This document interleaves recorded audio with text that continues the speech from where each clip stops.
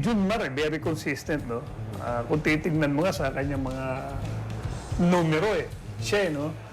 Pero siguro, yung cabinet niya, wala nang paglalagyan ng isa pang frame, Ilang ano yan, pare? 9. 12 out of 9 of 12. Puro siya ang finals MVP. Oo, baka, ang tawag doon, istante.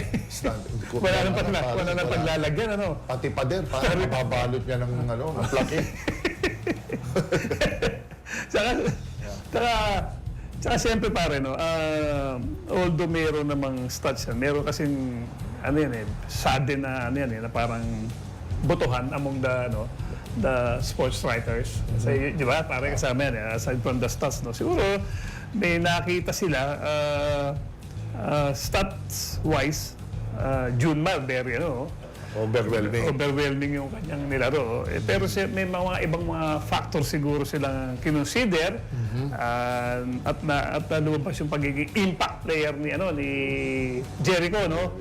Lalo na yung Game 4 and Game 5. Na kung saan siya miscore nga 23 at 20 points pa. Napakahirap din miscore ng ganyan, considering na finals yan. Pag umiscore ka ng ganyan, magkasunod pa. Back to back, di ba? Minsan kasi, may player po na parang minsan may pakiramdam kang birthday mo. Kasi si Junmar, in any given day, game, i-score yan. Pero may mga players dyan na siguro isang laro, maganda ilalo. Kasi minsan ang team, pare, yung kinalalakas ng team, pag natutulungan mo, yung main man mo Di ba? Junmar is the main man. Day in, day out.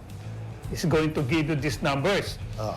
Pero may mga player dyan na, for this particular game, step up si ganito.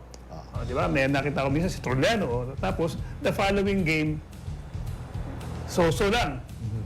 Kasi nakita siguro nila yung game 4 and 5. Pivotal yun. Pivotal lang. At saka, consistent siguro consistent ang nilaro ni Jericho.